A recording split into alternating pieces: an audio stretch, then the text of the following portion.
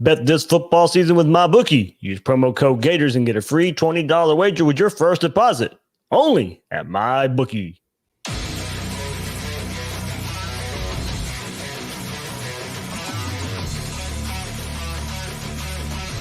Gators Breakdown.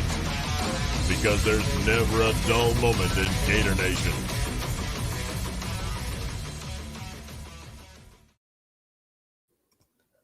The Gators Breakdown podcast is ready to go. I'm your host, David Waters, and you can find me on Twitter at GatorDave_SEC. Joining you right here on a Monday evening with my co-host, Will Miles. You can find him on Twitter at Will Miles SEC and his site readandreaction.com. Well, it's vacation week for me, but the podcast doesn't stop. Hey, man, I'm not on vacation until Wednesday, so the rest of your listeners are the same way, trying to huff it through 3 days before they finally get a couple of days off for Thanksgiving. So got to keep the content up, even though you're being lazy this week, man. Yeah.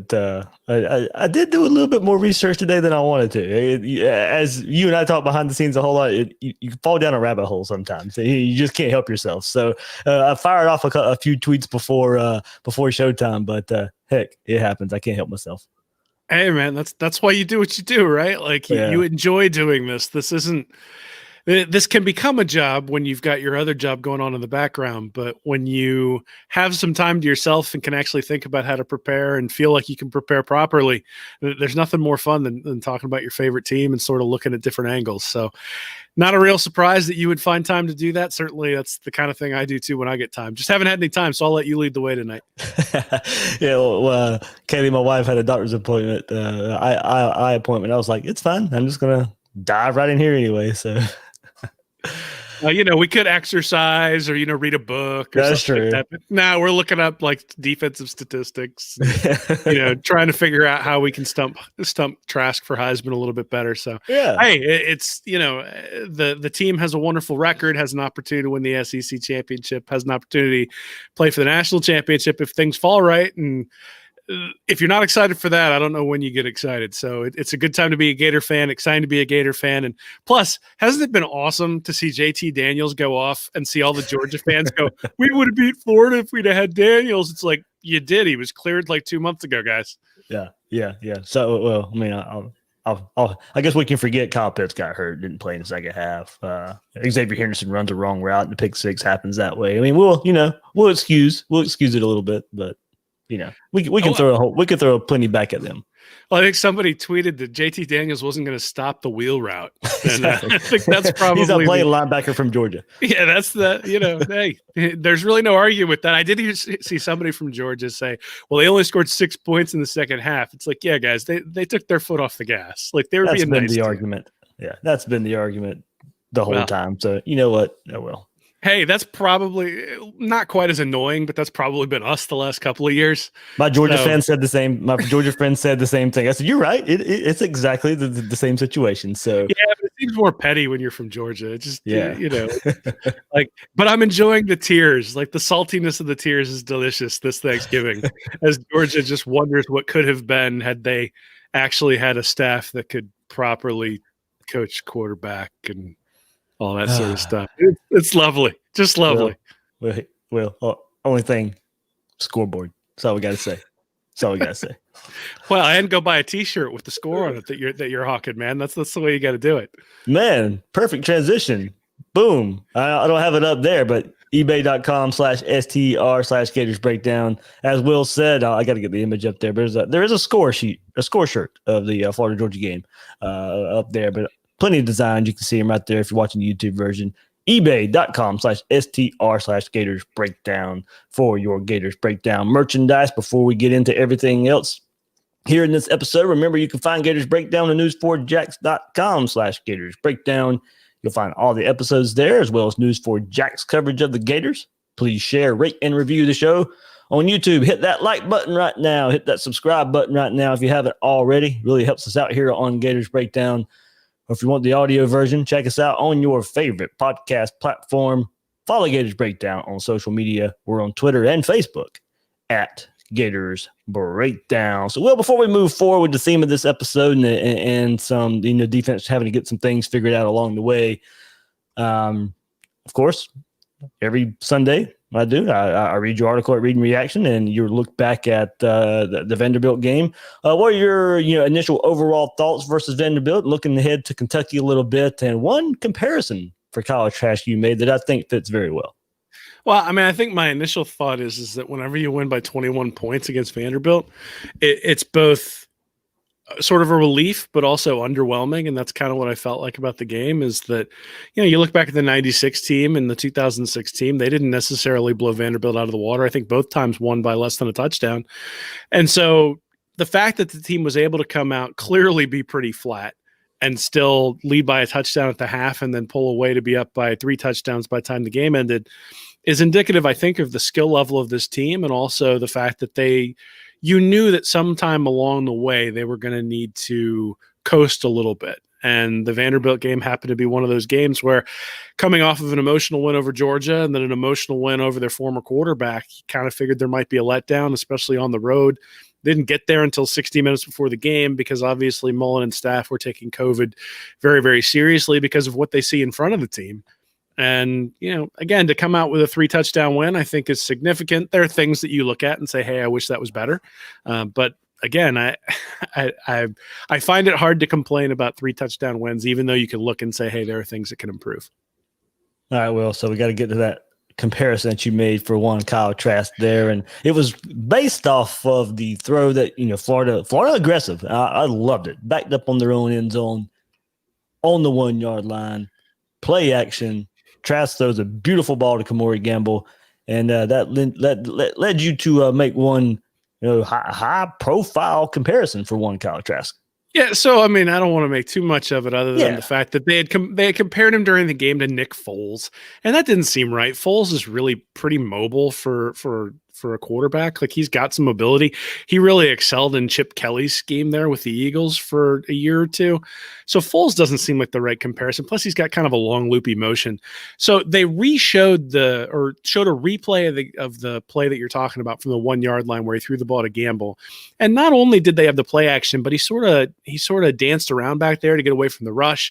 And then he threw the ball just sort of off of one foot. And it really reminded me of Peyton Manning. Just being able to have the right touch, putting it right in the right place. He knew that he was going to Gamble before that ball was even snapped, and he was looking directly at the safety, making sure he didn't move anywhere, and then just immediately turned and threw it to Gamble, knowing where he was going to be.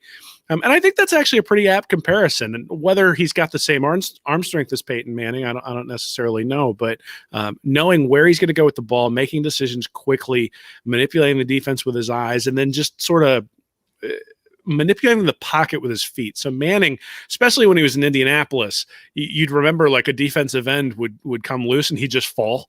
And he would never get hit because he would fall and just the guy would have to touch him on the shoulder. He never really got hit very hard. And it's sort of the same thing with Trask, at least in terms of his ability to manipulate the pocket, sort of slide to the left when he feels the blitz coming from the right, slide to the right when he feels the blitz coming from the left. Bit. And some of those spin moves might remind you of the other Manning, Eli, making a couple plays there. Yeah, it was funny. I think Trask did a real nice job of manipulating the pocket. Now he had to because the offensive line, especially in the first half, really struggled, particularly against some 3-man rush that were able to get to him. The sack to end the half, but then also there was one where he threw it up where it was really sort of a jump ball. Probably should have been picked off by Vandy, and that was one. Before you move on there, I wish I'd have brought this up yesterday. You brought up the 3-man rush and Florida struggling there. I guess one reason I'm not too worried about it, against a better defense the week before in Arkansas, a lot of the same there. 3-4-man rushes, and Florida did very well against that defensive front. So I guess if you want to lend itself, kind of like you had said, maybe the emotion, sleepwalking a bit, if you want to compare the situations against a better defense with Arkansas the week before, they did pretty good in that scenario. Sure. Well, they also didn't have Stuart Reese in this game, right? So they didn't have the same continuity on the offensive line. And when you're trying to hand off stunts or figure out who you're going to double team and those sorts of things, that tends to come up. The other thing is that they were really good in the running game against Arkansas, ran for like 200 yards. And there is a question as to whether that's just because Arkansas isn't any good against the run, but Vanderbilt's not any good against the run. So I think when you look at this Vanderbilt game, you have to look at it within context. And one of the things that I think we need to look at is, all right, teams that have won national championships, do they have these sorts of games? Well, sure. I mean, LSU last year had that game against Ole Miss where they gave up 402 rushing yards. In 2018, Clemson barely escaped Clemson. Now, certainly Trevor Lawrence went out with a concussion in that game, but still. You said Clemson barely escaped Clemson. Syracuse. Clemson barely escaped Syracuse. And then in 2017, Alabama went into the fourth quarter against Mississippi State. Dan Mullen's Mississippi State team down 21-17 before pulling out a win 31-24. And then you think back to some of those famous Alabama teams where you got Terrence Cody blocking the field goal and they beat Tennessee 12-10. So these sorts of things happen to teams. They just have letdowns. And the question is, do you figure out a way to get a win? And against Texas A&M earlier this year, Florida couldn't figure out a way how to get that win, but they've been able to do it ever since. And we knew that there was going to be a letdown at some point along the way where you've got 7 and even 8 straight games. If you're playing the SEC championship, you just can't get up emotionally. And let's be honest, the Florida players knew exactly what we did. They're just sitting there going, it's Vandy. And the only people who were maybe disappointed by the performance were some of the young guys who didn't get in the game because they thought they were going to get a lot of playing time, and they didn't because the game was a little bit closer. So I don't look at this and say, let's nitpick and make sure. Like if there were physical errors, I think you say, okay, that's fine. We'll dismiss that. It's the mental errors that would concern me. And actually, what I would say is I thought that the players on the defensive side of the ball in particular were in the right spot. They just didn't always make the play. Particularly when you talk about the explosive plays, that was something that I thought was good because against Arkansas, there were plays where they just didn't do the right thing. They were playing off coverage, still got beat deep. They were, in one coverage and, one guy was going rogue and playing something different. That didn't happen against Vanderbilt. Vanderbilt made some nice plays in one-on-one coverage. There was the one play for the touchdown that had a bunch of missed tackles, but missed tackles are physical. That's not a mental mistake. You're in the right place. You just didn't make the tackle. So I think there's some good you can take out of the Vanderbilt game. I don't think it's all negative. I don't think it's something where you say, these guys weren't necessarily prepared, except for the first drive. The first drive was a little bit concerning, but again, I try not to. It's the same thing with recruiting. I never get too up or too down with one particular recruit. The question is when you look at the whole body of work for the recruiting class, how does it compare? And I'm never going to sit there and go, a 5-star committed, so that makes everything okay. Well, that's not true if every other guy in your class is a 3-star. But I'm also not going to see a 3-star commit and go, this 3-star you. They never recruit anybody. It's like, hey, the entire class, what does that look like? And I think we need to say that the Vanderbilt game is an addition to the entire portfolio of this Florida team. And the question is, what does it say about it? Well, it says that Florida can come out not really ready to play and can still beat a bad team by 3 touchdowns. And I think that's a significant thing. And I think those are things that good teams do. I think they beat bad teams even when they're not necessarily completely jacked to play. And that's what Florida did this past weekend. Well put there. And I think, that's why we'll look into the defense here because some of the issues we saw on defense versus Vanderbilt were some of the issues that we've seen all season or earlier in the season and have crept back up a bit. You mentioned, I'll get into explosive plays a bit here in a little bit, but yeah, they did much better there compared to the week before against Arkansas. But of course, as we look ahead, as we look back a bit, the biggest question still remains on the defensive side of the ball for the Gators. 7 games played, and there's been a little bit of improvement, but still a ways to go if Florida wants to win the SEC or the college football playoff. Offense is good enough to be in and win every game, but the defense is going to have to figure out some things with the season winding down. So Monday, Dan Mullen had his press conference here, and I wanted to ask on Saturday after the game, but away games, very limited in time to try to give people who travel the chance to ask the question since they went through the rigors of travel. Everything understandable there. So we get a little bit more time with him on Monday. So I asked Mullen about the communication issues on defense. I know the fan base really wanted to hear about this. It's been the hot topic kind of on defense so far. And Mullen said, they're getting a lot of tempo teams. Defense is late getting the call. They're trying to get lined up fast, but when teams go fast, you have to adjust to get lined up as fast as possible. He said you don't see that if they throw a pass out of bounds, but if they run it, the ref will spot the ball quicker than if the pass is thrown out of bounds. Have to be more aware of how fast it's going to hit. Teams do that. That's an offensive strategy, and there's pluses and minuses to it. He also pointed out that Vanderbilt had one where they snapped it with a receiver not even lined up right, cost them a drive there. So, but look, then I followed up right away. I said, well, why is it still happening in Game 7? And he said, just pretty much teams are going as fast as possible. So, okay, here's my thing. Don't you think teams are picking up on that? It's an issue right now in Game 7. So I'm not sure. Kentucky and Tennessee will try all that much in the next couple of games because that's not really their style of play. But you'll probably see it a bit more from those two teams than you normally would because they're going to try and make Florida prove that they can stop it and try and steal a couple scores early, kind of like some of these other teams have. So once again, to me, it's just kind of and I hit it home yesterday. It's just inexcusable to me at this point in the season. The issue exists, let alone year 3 with plenty of experience on that side of the ball. Yeah, I think that most of the time you would see Mullen or Grantham call timeout in some of those situations where they got caught without necessarily having everybody lined up. So it's a little bit more visible because Vanderbilt was able to score. The play I think most people think about is the one where Kyer Elam got caught, where he was sort of talking to, I think, a linebacker about who was going to be covering, and neither one of them had inside leverage, and then the ball goes inside and it turns into a touchdown. And then Elam afterwards said, the call needs to come in a little bit quicker. And look, if the player's saying the call that he was trying to communicate the call when the ball was snapped, that's obviously an issue. But I don't know if that's an issue with the players, right? I mean, at some point you look at that and say that's a communication issue between the coaches and the players. But if the call's coming in late, then that's on the coaches. But again, I think for the most part, in a big game, in a big situation, you call a timeout. I think you sort of work your way through it in a game against Vanderbilt. Maybe they were trying to put a few new things in.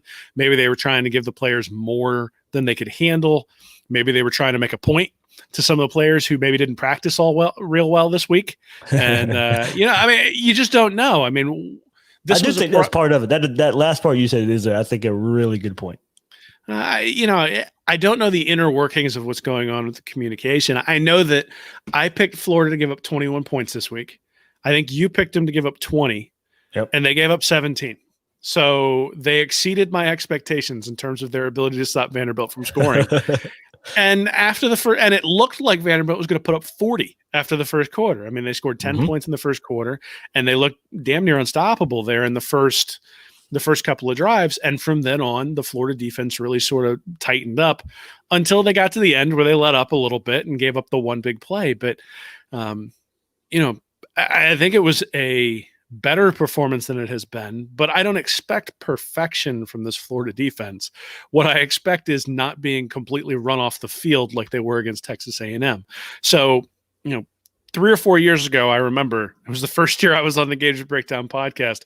All we did was every week beg for progress from Jim McElwain and Doug Nussmeier on the offensive side of the ball. And no every week, and no third and long play actions. That too. And every week they would go out there and score 20 points. And we'd be like, why does it never get any better? Why is it the exact same thing? Just Groundhog Day, week after week after week. And I don't think the opponent. Yeah. Right. And I don't think we can say that about this Florida defense. Now, certainly you would love to see a shutout against Vanderbilt. It's sort of juxtaposed next to the 63-3 shellacking that Alabama just put on Kentucky. So, it looks like Alabama's defense is starting to turn the corner. But again, Kentucky's offense is terrible. So I actually think the game against Kentucky coming up is going to be a pretty good gauge in terms of where Florida is, because Kentucky is so one-dimensional when it comes to their offense right now. And so we'll get to see. And, like I said, you want to take this as an entire body of work. And the problem with the defense is that if you look at the game against Vanderbilt, you go, maybe it's just a little bit of an off game. And then you look at the entire body of work and you're like, wow, that defense is pretty bad. And so I think this was actually probably a step in the right direction. But it's not perfect, and I don't think we can expect it to be. Like, Florida isn't going to win a lot of games 63-3. They're probably going to win some games 63-35, and we just have to, Florida fans are going to have to understand, or have to live with, maybe not live with or understand. Maybe just, they're going to have to complain about the fact that they're winning games in that way. Is it a little bit uglier than being able to stop and get off the field and still having an explosive offense? Absolutely. But the reality is it's rare to have teams that are great on both sides of the ball. And Florida happens to have a team that's absolutely elite on the offensive side of the ball. And it's just really rare. I mean, even if you look at all the Alabama teams that won national championships, really rare that they had an offense that was just a buzzsaw and a defense that could stop everybody.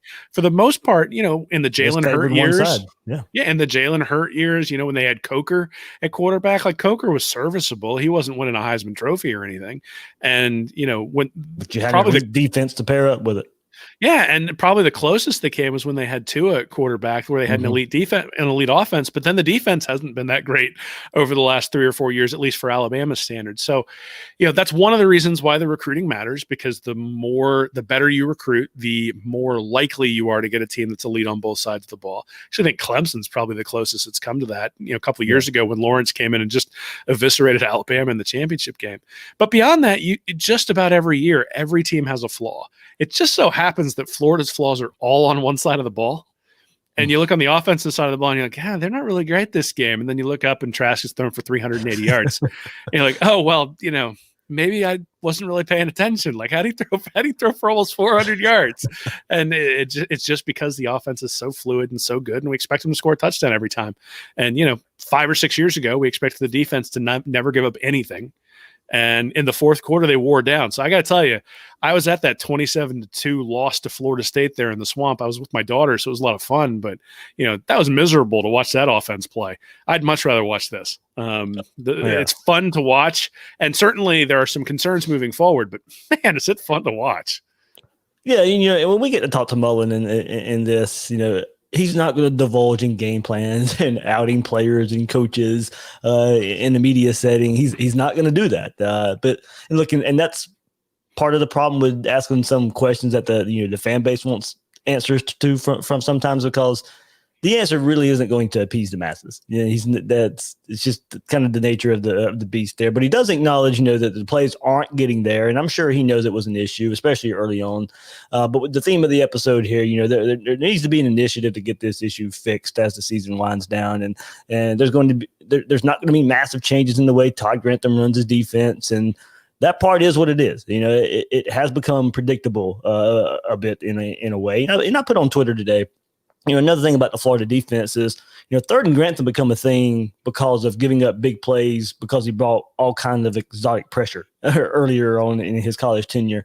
And now that's shifted to mostly not bringing pressure, confusion, leaving big zones in the defense. And I've said, multiple times, I think it's, it's players and coaches issues when it looks this bad at points of a game, So, something needs to be done to clean up the simple things. But when it's this late in the season, it's up to the coaches to either, simplify some things or put guys in position to get the job done. So, there are reasons teams run some up tempo on Florida. It's because they see the issues of confusion and lining up. Now, some of this is on the players understanding and studying the defense themselves. Your own defense. What are you doing to understand and study the defense? Preseason Zoom meetings probably didn't help a whole lot, Will, there.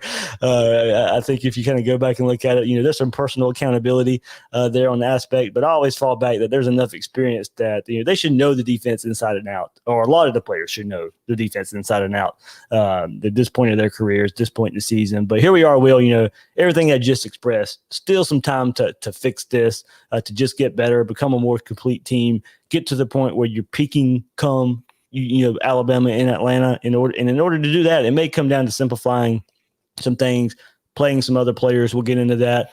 Opponents are picking up on what Florida is struggling with. And that's why we've seen the starts, I think, in the last couple of weeks. But these teams aren't able to take advantage over the time of a game. So you have time to work on these issues in preparation for a championship run. Yeah, I mean, I think this is where the loss of the bye week is really important. The fact that they were using that bye week to get over COVID instead of using it to get better on the field, I think is significant. Every year, you look back for the last decade, every year during the bye week, there's something where you go, okay, this is something they need to work on. Let's see what they come out of that with. And usually that bye week is somewhere around the Georgia game. So you hope they come out with a wrinkle for the Bulldogs. But at the same time, the bye week is always used to sort of correct the things that you couldn't correct, during fall camp, because you either didn't know they were there, or somebody got injured, or just, technique isn't being done right, or you're not getting the signals in fast enough. And then you couple that with the fact that they didn't have any spring practice, and they didn't have much in the way of fall practice. I mean, fall practice was not extended that much compared to what they would have gotten during spring. And then I saw a quote from Saban, I think it was today or yesterday, where he was essentially saying that you can't teach defense against air. And so all of the things that they were trying to teach via Zoom and those sorts of things, yeah, these are seniors that are out there, but you need constant reinforcement of those sorts of things. And I think that's kind of what you saw in the first few games. I mean, even Alabama was giving up like 42 points or something to Ole Miss. So those things, while correctable, the defenses do seem to be a little bit behind this year, especially teams that when they come up against an elite offense, it becomes much more difficult for defenses to stop things. So I'm not making an excuse. You still need to be, Nick sort of rattled off on the podcast yesterday, all the guys and the level of experience that they have on the defensive side of the ball. And certainly they should be playing better than they are. I think they would be the first ones to tell you they should be playing better than they are. At the same time, they're limited. Right. They're limited in terms of either how fast they can process things. And that's maybe the thing, the thing that's so impressive about Kyle Trask is how fast he processes the information on the offensive side of the ball to know where to go with the ball before it snapped. But then if he sees something where the defense adjusts post snap, we've actually seen this a couple times in the last 2 seasons, where the defense will run a really complex zone blitz, and he'll see the defensive lineman dropping back into the zone in the middle, and he's able to make an adjustment. And I think maybe that's the thing that we're seeing on the defensive side of the ball is, one, they're a little bit afraid of making mistakes, and so that kind of makes them a half step slow. But the other thing is that it doesn't matter how long you've been in a system if you just can't process the information fast enough. And that's what the reps do. I mean, getting out there and, CJ Henderson got every rep last year at one cornerback position, pretty much, I'm guessing, every practice and every game, certainly out there at cornerback. So when you move somebody over into that spot, he's getting those reps for the first time, even if he's more experienced. So I'm not making excuses for him. They need to be better, obviously, but I do think that's part of it, is just a lack of reps. And then maybe guys who don't necessarily process information quite as quickly as you'd like have the physical skills, but if you don't process it right off the bat and all of a sudden you start second guessing yourself, it's easy to say, well, I'll take another step back, and then bam, the slant's in front of you, right? Or you end up taking a bad angle one time, so the next time you hang back a little bit to make sure you don't take a bad angle, those sorts of things. And then the one mistake compounds into the next mistake because you're being tentative. And that's maybe the place where the young guys have started to bring a little bit of an edge. In particular, I'm thinking about Hopper coming in, making that big tackle that everybody sort of retweeted, where he lowered his head and drilled somebody with his shoulder. And then you think about the kind of energy that Rashad Torrance has brought from the safety position, being able to come up. In particular, the game against Missouri, I know he was really active in terms of coming up and making stops. Hopefully that rubs off. Hopefully those are some things that that they'll give them more playing time. And especially at the safety position, they have been bringing in some younger guys. Trey Dean got in there at safety again this week. So they are doing some rotations. They are trying to make some changes. But at some point you just got to get the guy on the ground, and they gave up 10 points to start with. And then that one touchdown, Davis missed the tackle, and then Steiner just rode the guy for like 10 yards and then still didn't get him to the ground. Those are things that obviously can't happen. At the same time, I don't know what you want the coaches to do on that one. That's something where you just got to tackle the guy. That's what I'm saying. That's why I say it's always a combo of coaches and players, because one play, it might be where you can blame it on the coaches and not getting the play in. But then the very next play, it might be, like you said, Sean Davis is completely whiffing and missing on tackles, and the offense is off to the races. So, yeah, it's as I said, when it looks totally bad at times, you can put blame on both sides there, Will. And a lot of things you said about, the mental reps and the COVID, and then also not being able to play up to your ability. Look, that's probably one of my favorite phrases in sports. Two things can be true at the same time. I mean, I think nature of the beast sometimes. Well, and I think there's a good example of it. If you look at Diabate early in the year, he looked completely overwhelmed at the linebacker position, especially when he was asked to be put into coverage. He looks like a real linebacker now. He is getting better. Yep. And so, the young guy who everybody's been clamoring for is starting to get playing time. as he's getting reps in practice, becoming more comfortable with what the coaching staff's asking him to do, and all of a sudden he's starting to flash a little bit. And that's all you can ask, right? Is that the guys who get on the field so that they can show what they can do once they've earned that playing time during practice. And one of the things I pointed out in my article is I know there are probably guys who are frustrated with their playing time. In fact, we saw it on Twitter after the game. But Florida hasn't blocked a kick, hasn't blocked a punt, and hasn't blocked a PAT all year. And we're always talking about depth and how depth should play into special teams and, win your spot by winning time on special teams. And that's the sort of thing that I think I'd like to see. I'd like to see some of these guys who maybe aren't getting playing time go excel on special teams. Go block a punt. You block a punt, you block a kick. I will stump for you to play middle linebacker the entire time after that, because you completely swing a game when you do that sort of stuff. That's just as good as a turnover. And when you're not getting a ton of turnovers on the defensive side of the ball, sometimes you need special teams to change the momentum.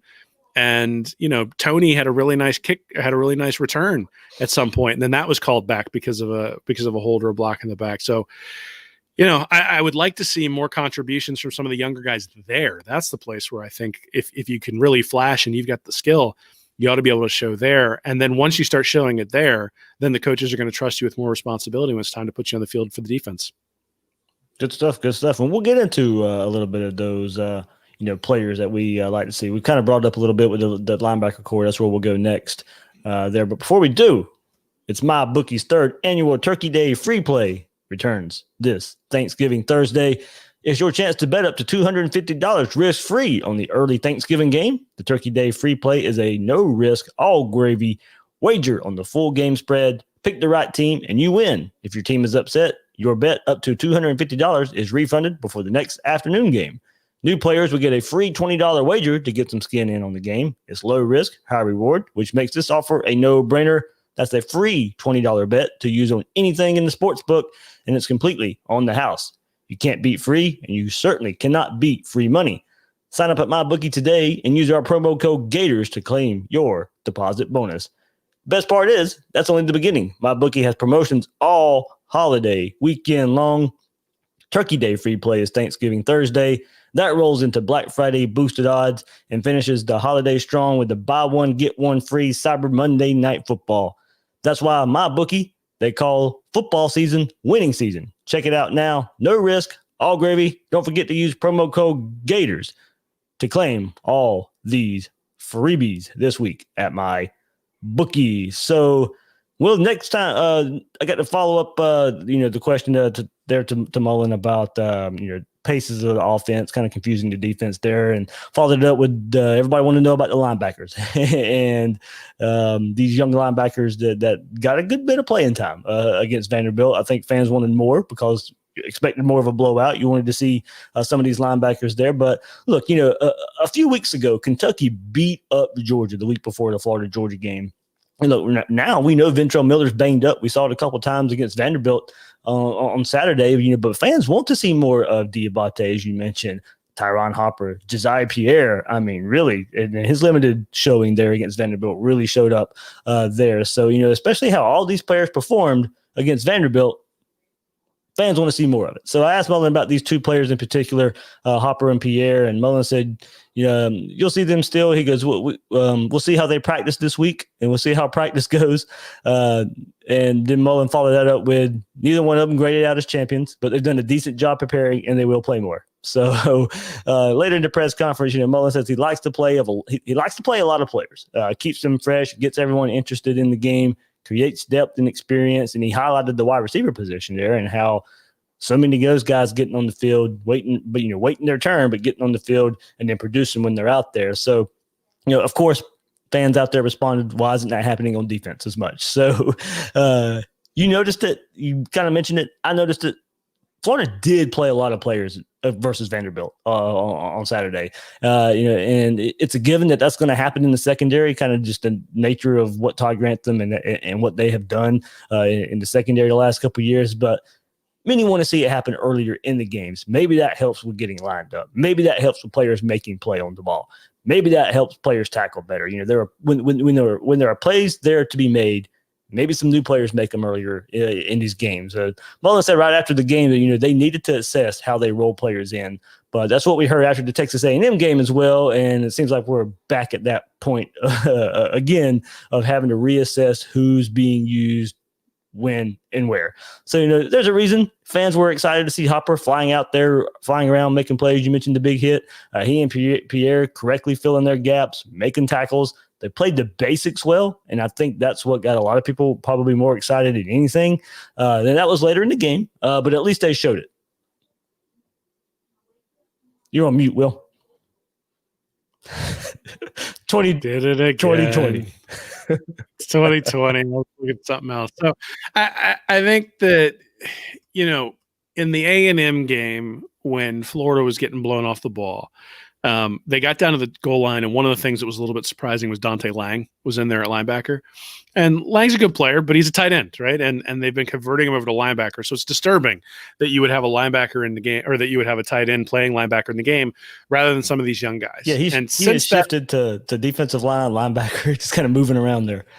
But since that point, against Missouri and against Georgia, Hopper's gotten a little bit of time. Now, some of that's been on special teams, but that's kind of what I was talking about, is that, you start out on special teams and then you sort of develop from there.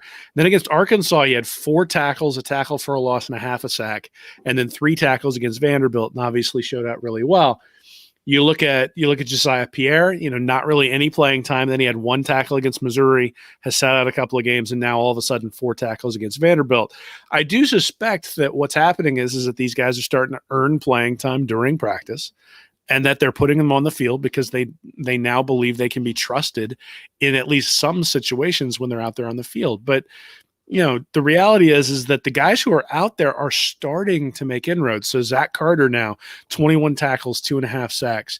Brenton Cox had just a play where he was really explosive coming off the edge and got Neal around the legs because he sort of lost his footing as he was coming around. But 29 tackles, 2.5 sacks, 6 tackles for loss. Ventrell Miller is starting to play, but their leading tackler. We mentioned Diabate, 31 tackles, 4.5 tackles for loss. So those guys who were, and then Kyrie Campbell already at 2.5 tackles for loss and 1.5 sacks, even though he missed the first 3 games. So he's coming off his career high game. And so the rotation up front in terms of the front 7 is really starting to take shape. And certainly guys like Chris Bogle, who've been in the program for a couple of years now, he has 1.5 sacks. Jeremiah Moon's at a sack. Gervon Dexter had a really nice game the other day, 6 tackles. He's only got 11 on the entire year. So the freshmen are starting to fill gaps, but the freshmen, you're not a championship team if freshmen are playing major minutes, in lots of different areas. I mean, maybe you supplement one guy, and you sort of saw this. They fill the gaps of, if they're really good, they fill the gaps of a championship team. That's what freshmen do. Absolutely. I mean, like the best example of that would be a couple of years ago with Trevor Lawrence, right? I mean, Clemson knew that Kelly Bryant wasn't good enough to win them the championship. They bring in Trevor Lawrence. Trevor Lawrence was more of a game manager that year than people remember because he played lights out against Alabama. Right, exactly. But that was really the first time that he played that well the entire year. Other than that, he had the potential to explode, but never really exploded, at least not at that sort of level. And I think we're sort of seeing. I don't know if he's played even that well since.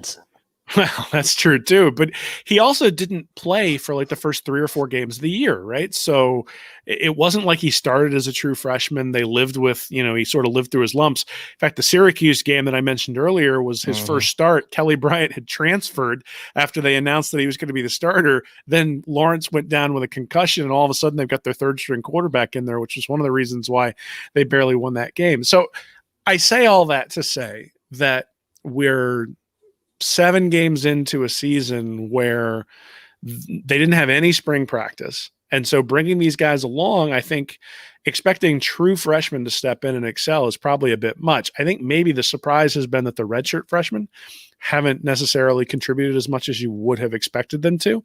But again, it's not like they're not playing true freshmen. And Rashad Torrance has 24 tackles at this point. Kyrie Elam played all last year, pretty much exclusively after game 3 or 4. He was out there a lot. They've got Dexter out there right now. Like you said, Hopper and Pierre are starting to get more time. So it's not as though they don't play true freshmen. It's just you got to earn your time. And if it comes down to a senior and a true freshman and they're basically equivalent, I think Mullen and Grantham have shown that they're going to stick with the guy who's a little bit older in the system. I think that makes sense. So the question then becomes, the young guys have to come along far enough to where you can pull the older guy out when you have an opportunity, and they're going to do that. I'm assuming that's going to happen a lot more often now than it would have 4 or 5 games ago. Unfortunately, you got bit by A&M when you didn't have those options, but that to me is sort of the thing that's going to advance over the next 3 or 4 weeks, is how often do those true freshmen or redshirt freshmen come in when there are mistakes made by the older guys? Because up until now, they haven't had that ability. Yeah, the other side of that argument, I was kind of going to go there, is, the complaint has been, well, if the veterans are going to struggle anyway, are they really that much better than a freshman out there struggling in the same spot? So, yeah, I mean, so you could make the same argument, and people did with Felipe Franks years ago, right? Bring somebody else in. Franks is struggling. And maybe they should have, because it turns out that his backup is a Heisman level guy. So maybe this is a terrible argument, because if they'd have brought Trask in earlier, maybe that season in 2018 turns out exactly like it. Maybe we get a full season from Trask last year. It's funny. I was having that conversation with somebody too, and I was like, I remember going to practice in 2018 and 2019. Now maybe the spring game, probably Trask did look better than Franks or whatever, but I remember going to the practices in 2018 and 2019, and Franks did look like the better quarterback. 2018, the whole season, and preseason 2019, when we got to go to practices. It never once entered my mind that Trask was the better quarterback.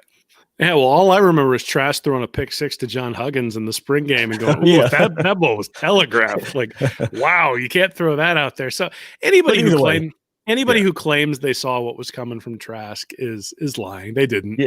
They give a lot of credit for people who wanting to see him, because they were excited in what they did see, but I don't think anybody saw what we're seeing.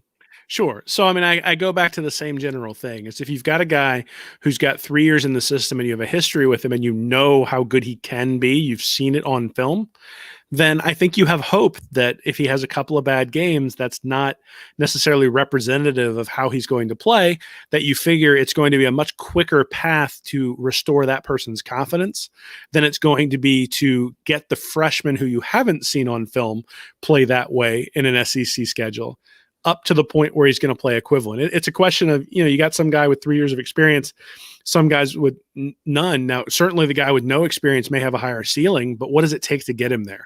And so I think the answer is neither, or the answer is both, right? It's, you have to pour into the older guy, because if the younger guy doesn't come along fast enough, you need somebody with, like, your floor is the older guy playing, somewhat poorly, but your ceiling is maybe the more skilled guy playing better in game 8 or 9. And let's be honest, the thing that Florida needs is somebody who can stop Alabama and Mac Jones 3 or 4 weeks from now, not worried about whether you give up a big play against Vanderbilt. So yeah. I think you work people in, you figure out all the different things that you can do. And then you look at the guys who are getting targeted and say, hey, are we okay with him being targeted? Are there things we can do? Can we roll coverage over in that direction? That's one of the things. Marco Wilson was left one-on-one a lot in that game the other day against Vanderbilt, and for the most part acquitted himself fairly decently. There was a one play where the receiver went up over his head and caught the ball, but he was in the right position. I don't recall busted coverages like we saw against Texas A&M. So if that's the case, like, there weren't a lot of guys running free. Like, that's been sort of the complaint even after the A&M game, is you look back to the Missouri game, you're like, yeah, there were a lot of drops and there were guys running free. Alabama will take advantage of that. And against Arkansas, Franks even hit some of the guys who were running free. You're like, God, that's really going to be a problem. Against Vanderbilt, there weren't a lot of guys running free. Sometimes you play man-on-man coverage and your guy just gets beat. And, the play against... And it's magnified because of how, poorly some people think the defense are playing. Sure. But the play where Wilson got on the deep throw where the guy jumped over him, okay, I don't think the guy makes that play every time. It's sort of a 50-50 ball. The play where Stewart got beat one-on-one coverage, but was right there and basically was waving his hands right in the hands of the receiver, just couldn't quite make contact with the ball. You got to live with that. Sometimes you're in one-on-one coverage and the offense is just better. The quarterback drops it in a place where the defensive back can't get it. He's right on his hip, makes the tackle. Those didn't turn to touchdowns. The only one that I look at and say, oof, is the one where they didn't tackle the guy. So I think the defense is improving. I think people don't necessarily see that because they see the big plays, they see the yards that are given up, and then they look at the opponent and go, ugh, Vanderbilt, like we should be holding them to 180 yards. And yes, Florida's defense from 3 or 4 years ago would have held Vanderbilt to 170, 180 yards. This isn't that defense, and that defense isn't coming through the door, right? I mean, it is what it is. There are limitations to the players on the defensive side of the ball, and we're gonna have to live with that. And that's why people like us are picking, 21 points for Vanderbilt. The nice part is the offense can put up 50, so you expect to win a game where you give up 21 points. But that should probably be the expectation. Is the defense, I think, was giving up like 33 points a game coming into this one, so to only give up 17 is a step. To not see a bunch of busted coverages out there is a step. And I know that's not the step people want, because they want it to be perfect, against a team like Vanderbilt, and certainly just want it to get improved much, much quicker than it has been. But it's sort of the same thing we said last year about the offensive line. The progress that the offensive line made last year had to be measured with the baseline where they started. And the baseline when they started against Miami was run blocking is atrocious. And so by the time you got to that Virginia game, by the end of the year, the run blocking was serviceable. Didn't mean it was fantastic. It was serviceable. And that's kind of, I think, what we need to look at for the defense. You look at where they were against Ole Miss and what they were. I mean, they were getting torched short. They were getting torched long. Like, it didn't matter. They couldn't stop Corral at all. And then they couldn't stop the run in that game either. They haven't had as much trouble in the running game, except for the one play against Arkansas, pretty much since the Texas A&M game. So that part of it has been shored up, I think, a lot by Kyrie Campbell being in there. And now they're slowly improving from that baseline that they showed early in the year. Should we play further up now and stop the slant? Well, probably not. I mean, because the issue is when you play up like that, then you're susceptible to getting beat deep. The big play. Yep. And if you were Grantham and you said, okay, I either have and if your defense, and I'm guessing that the defense has some confidence problems. If your defense is a little bit fragile from a confidence perspective and you're trying to protect them from that, and you're playing a team that you don't think is all that explosive, you want them to go on a 14-play drive all the way down the field. Like, make them make plays. And in fact, Vanderbilt kind of did that in the second drive, right? I mean, they drove all the way down the field for that second drive, then brought in their backup quarterback when they got down in the red zone, stalled and kicked a field goal. Like, if Florida gives up field goals, Florida's winning the game. Whoever they play, right? I mean, the goal is obviously to get 3 and outs and punts and turnovers. But if all they do is give up field goals against Alabama, they're going to win. So I think progress is something we need to really think about what that means, because it's not going to be perfect. And I'm okay with that. I think Florida's coaches are okay with that. I doubt the Twitterati will be okay with that, but there are going to be guys who get beat every once in a while. But it's getting better. I think when you look at the film, it's getting better. I think that's an encouraging thing. It's just, okay, what's our baseline? The baseline for the offense in Ole Miss was, wow, this is a really good offense. So then you look at the Arkansas game and you're like, they're unstoppable. And you sort of think that they're, they fully maximize their potential. I get the frustration that you have this elite offense and the defense is struggling, but hey, 6-1 and an opportunity to play for the SEC championship. I'll take it. Yeah, and just kind of scrolling through Twitter here just because I knew some players were talking tonight. Chris Bogle was asked, on a scale of 1 to 10, how complex is Todd Grantham's defense? Quote, I would say a 10. End quote. So there we go. Kind of following some of the earlier theme there for this. So one more thing, Will, kind of explosive plays here for the defense. Mullen said they don't get, kind of going to your point a bit too, and what you brought up. Mullen said they don't get upset at big plays by opposing offenses when the other team plays great offense. I mean, it is your job to stop them, but I digress. Sometimes teams are going to make plays. That's true. It's more when Florida makes a mistake, that's when they have an issue. Offenses are going to make plays. That's just the sport right now. That's the game right now. But I wanted to take a look at the trend of big plays and how it compares for Florida. It's just Todd Grantham's been here, so I got basically every 10-yard difference here, starting with 20 yards. So in plays of 20-plus yards, it looks better, but that's kind of where the comparison stops. Florida has given up 27 plays of 20-plus yards this year, 51 in 2019, 58 in 2018. So that's 3.85 plays per game this year compared to 3.9 last season. So very similar and actually better than 2018 when it was 4.46. So that's 4.46 20-plus yard games 2 years ago.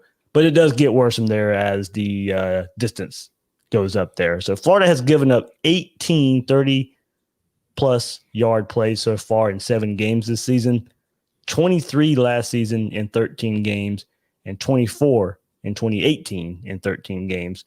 2.6 plays per game that are 30-plus yards compared to 1.77 in last year, 1.85 a game in 2018. So now we go to 40-plus yard plays. And this is kind of where it kind of starts getting a little ugly here. 40-plus yards plays, 11 so far this season for the Gators defense. 2018 and 2019 only have 13 in 6 more games so far, Will. So 40-plus yard plays, 11 so far this season for the Gators in 7 games. 2018, 2019 only have 13 in 6 more games so far. Florida has given up 7 plays of 50-plus yards this season. That's good for 1 per game right now. In 2019, the Gators only gave up 6 in 13 games. In 2018, 5 plays of 50-plus yards in 13 games. So, Will, that's where the big plays, really the 50-plus yarders there. Almost won a game so far, and more already than last year when you played 13 games and barely. And anyway, 2018 was 5 plays of 50-plus yards. So they've already out-totaled those in the last 2 years. Yeah, I think that's a fair criticism that Florida, when they give up big plays, it's turning into a touchdown. That they're not giving up a 35-yard play, making the tackle and then forcing a field goal, or making the offense work harder to get into the end zone. Oftentimes those big plays turn into touchdowns, even if, a 30-yard catch and then you push the guy out of bounds, it still flips the field and oftentimes leads to scoring. But the issue has been that a guy gets behind Elam and then it's a touchdown, right? That's sort of the Arkansas. Yet Elam and Kembro, I think, both get beaten by Woods for Arkansas in that game. Those big long plays, not only are they 50-plus yards, but they turn into touchdowns. But if you think about it, I looked back. I didn't realize you were going to bring this up, but in the game against Vanderbilt, they only gave up 3 explosive plays, 39 points per game. But in the other 65, they gave up 4.4 yards per play. If you look at the game, say that again, Will. So in the other 65 plays that they had, they gave up 4.4 yards per play. Okay. So if you subtract the explosive plays, same thing against Arkansas, they gave up 4 explosive plays. But if you take that out, the other 47 plays, they gave up 4.7 yards per play. So 4.4 and 4.7. If you go and you look at the Miami game from last year, they gave up 5 explosive plays, averaged 32 yards per play on those. But then of the other 61 plays, they averaged 2.3 yards per play. So, and I suspect that if you look at all the games last year, that's going to be the story. That the story was they gave up big plays, but they were also making big plays and getting sacks and being very disruptive. And so the overall average on those plays that weren't explosive was relatively low. So the opposing offense didn't do much unless they were hitting those big plays. And the problem that Florida's running into right now is that it's not an either or, it's a both. They hit the slant on 3rd and 7 to get the first down and extend it. And then the next play hit that 50-yard throw for a touchdown. Whereas last year they were preventing the slant, and then and then they get the punt. And then the next time out, the defense gives up the 50-yard play and everybody goes, oh, they just hit a big play. But other than that, the defense played well. And we've talked earlier this year about Grantham's defenses tending to have like a quarter where they would shut down the opposing offense and give Florida's offense a chance, 3 or 4 shots to really extend the lead.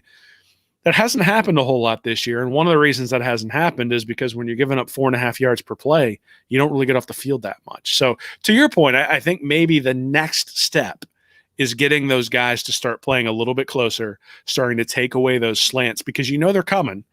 And as they do that, they're going to give up some big plays, and you're just going to have to live with it along the way. But the hope is by the time you get to the Alabama game, you'd be back where you were sort of at the beginning of last year, where on a per-play basis, you're being disruptive, but you're still going to give up big plays just because when you play man-to-man and you play the type of defense Grantham plays, you're going to give up big plays. The problem that they're running into is teams that can convert third downs have been able to do that pretty consistently. And one of the things that's unclear to me is whether the improvement on the defense is more of a mirage, because Vanderbilt, Georgia, and Missouri and Arkansas are pretty bad when it comes to third down conversions, and Texas A&M and Ole Miss are like at the top when it comes to third down conversions.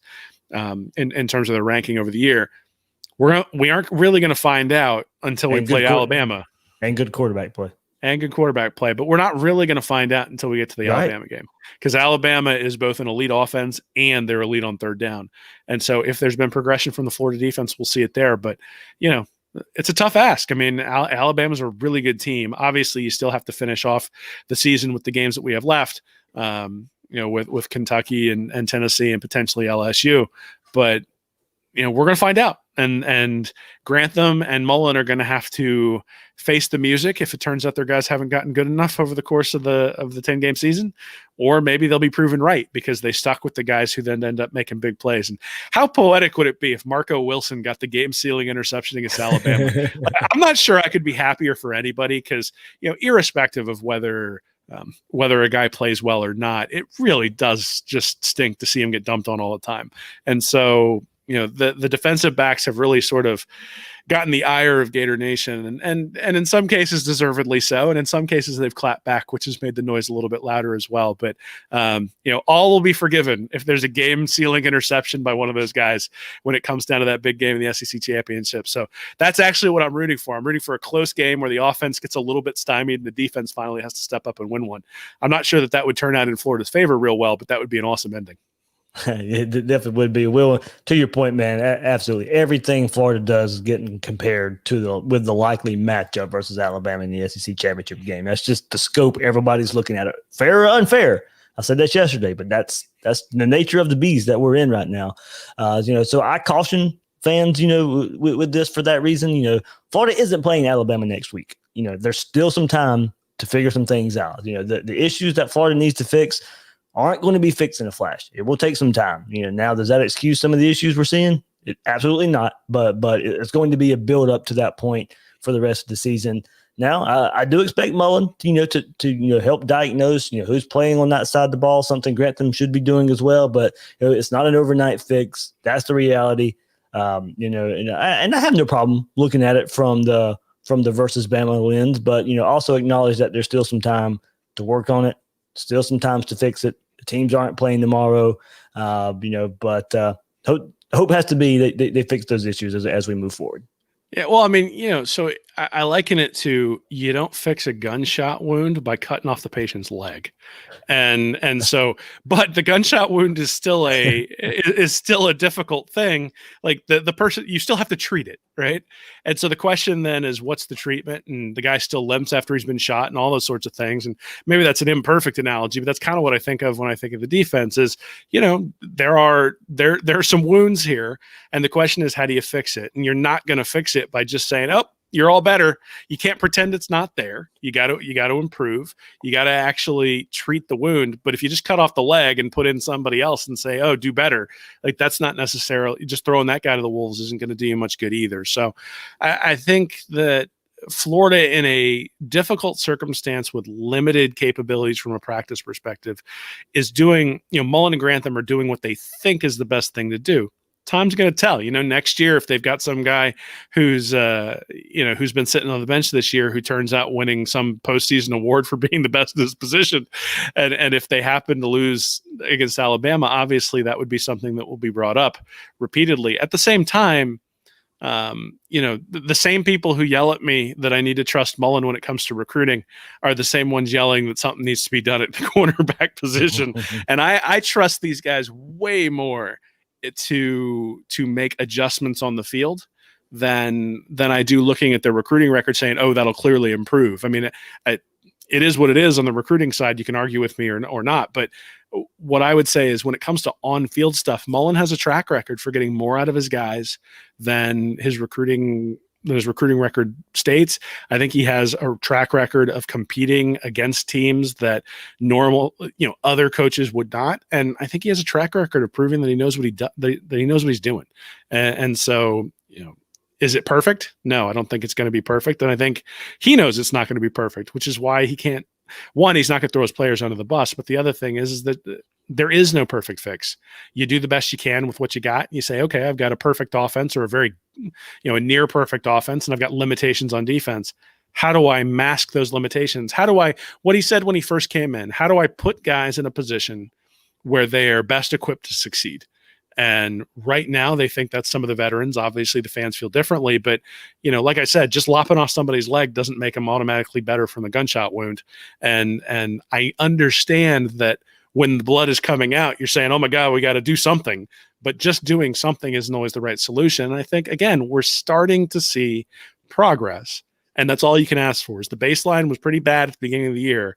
We're starting to see it progress, and to say, oh, well, let's throw out the baby with the bathwater and just, scrap things doesn't make a whole lot of sense either. Work the freshmen in to get them more reps. Make sure that if there are guys who aren't doing what they're supposed to do during practice or off the field, that there are repercussions for that, because you've got young guys ready to take their spots. And then at the same time, build into those older guys, because at some point, these guys who are not getting the reps right now, or who are getting limited reps right now as freshmen, are going to be juniors and seniors. And then they will very much appreciate that they're given the benefit of the doubt when the new young guys come in and try to take their spots. And building that into the culture, I think, is important too, that you have to win the spot. It's not just given to you because the guy in front of you is struggling. Good point. Good point there. Good point for sure.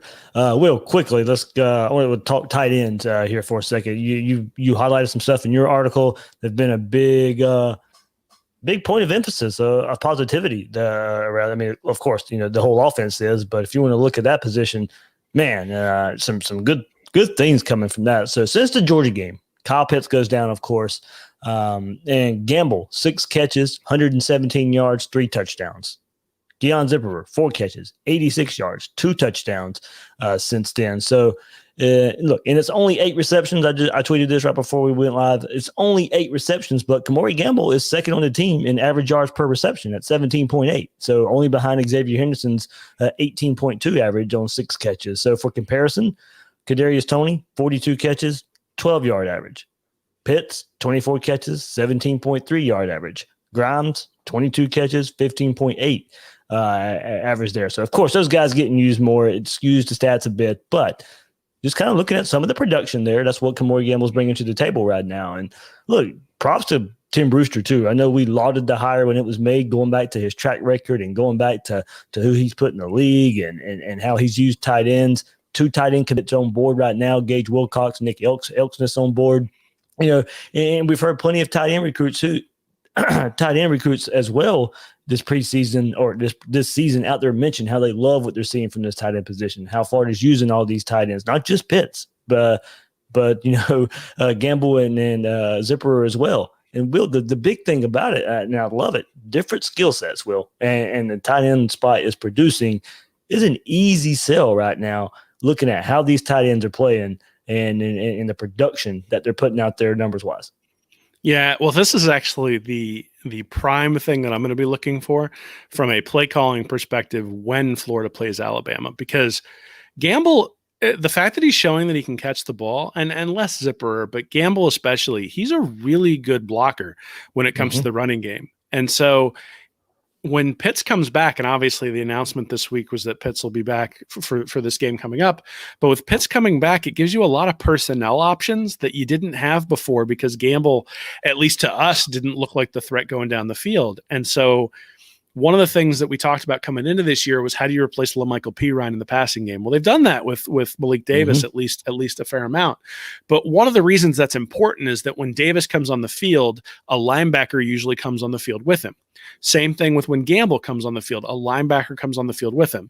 And with Pitts, I don't know what you do, because a linebacker can't guard him, a safety can't guard him, and a corner can't guard him. So you have a mismatch every time. So you can envision a scenario where Florida is going to catch teams, hopefully Alabama, in base defenses where they've got 3 linebackers on the field.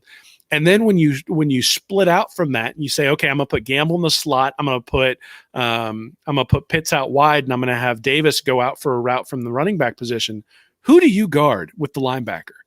And that's that to me is the significance. The Patriots did an unbelievable job of this when they drafted Aaron Hernandez and Gronkowski. And the key there was that Gronkowski was such a good blocker that the defense had to bring a linebacker in to respect the running game when Gronk was in the game. Hernandez wasn't really that great of a blocker, and they moved him all over the place. They had him at running back, they had him at tight end, they split him out wide, and those sorts of things. It's a little bit different in the NFL, but the concept is still the same, that by having guys who can excel in both the running game and the passing game, it gives you things that you can do from a personnel perspective that put the defense at a disadvantage. And that, I think, is the significance of having a guy like Gamble step up in the passing game. One is that Trask now trusts him, but two, I expect them to have some 2 tight end sets against Alabama where they're trying to catch them with linebacker personnel in the game. And whether it costs Alabama a couple of timeouts because they have to call timeout because they realize, oh crap, we're in the wrong formation, or if they end up catching them and get a linebacker on Gamble and Gamble's able to beat him in one-on-one coverage, or maybe even better, they don't know what to do and you end up with a linebacker on Pitts in one-on-one coverage that turns into a touchdown. Those are the types of things that having a guy like Gamble step up gives you the opportunity to do, is to be able to scheme a way to get the defense at a disadvantage just by having the personnel you have on the field. 3 tight end sets in the red zone. There we go. Hey, I mean, the bunched sets have had like Kadarius Toney as the outside guy down in the red zone. And last year it was all the wide receivers, because the wide receivers were some of the best blockers that Florida had. You saw him motion Trevon Grimes in this past week to run out of the Wildcat. Well, what if you didn't have to motion Trevon Grimes in? What if you motioned in somebody like Kyle Pitts to run out of that formation, and all of a sudden, you've got Gamble there on the outside to help block? There's just so much more you can do when you have tight ends who can catch and block. And that, to me, is the key for Gamble, is not necessarily that he's been catching the ball, which obviously he has, but the fact that he is an effective blocker in the run game gives you the ability to do some things that maybe you couldn't do otherwise.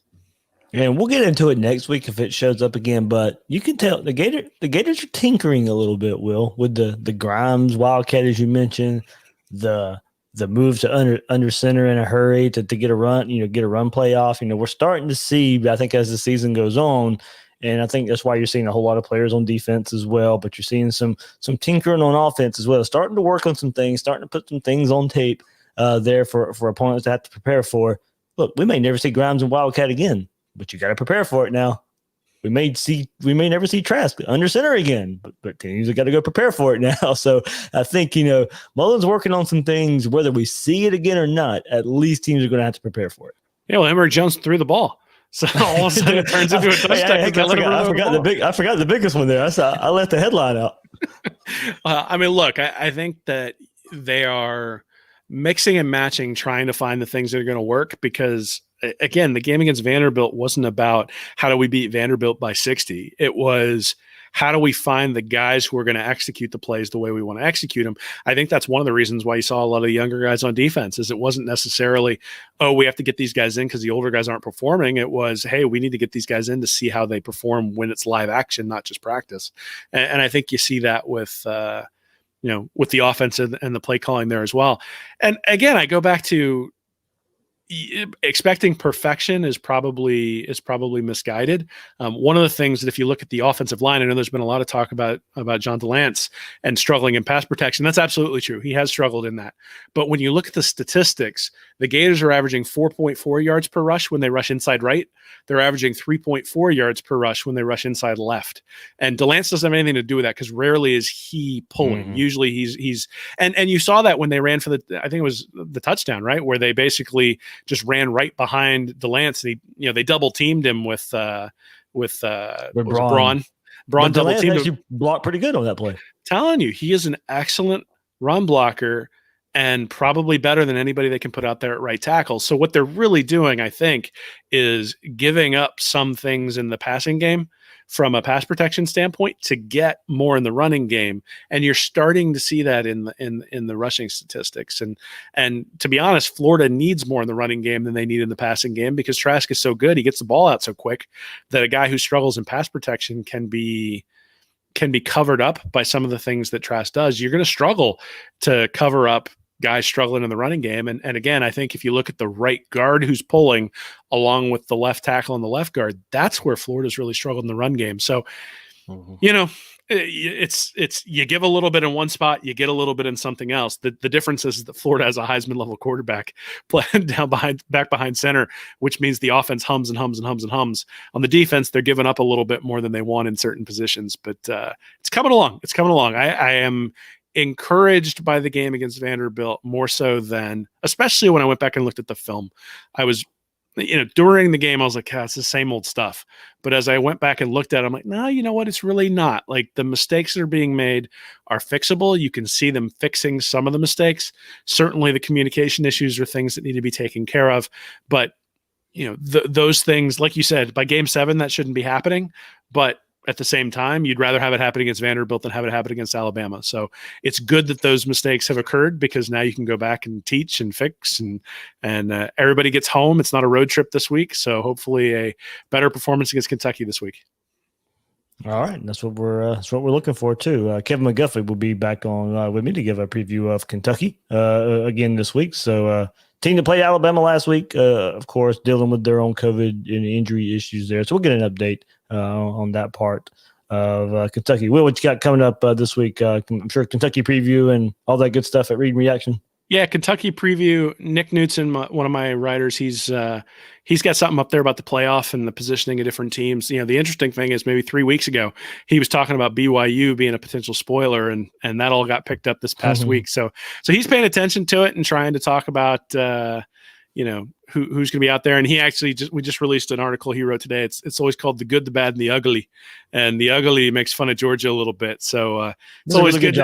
It's always good to sort of see the needling from him. And then he did talk about some of the things we talked about tonight about the defensive side of the ball in terms of the positives that he saw from Florida. So that's always a good sort of quick read, and he's doing a good job with the site. So yeah, there will be a Kentucky preview up, and then maybe something about the defense. We'll see. It depends on how much time I got. But since it's Thanksgiving, maybe I'll have some time to do it.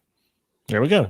Will Miles, readandreaction.com, at Will Miles SEC on Twitter. I'm the host of Gators Breakdown, David Waters. You can find me on Twitter at GatorDave_SEC. Guys and girls out there, thanks for listening to this episode of Gators Breakdown.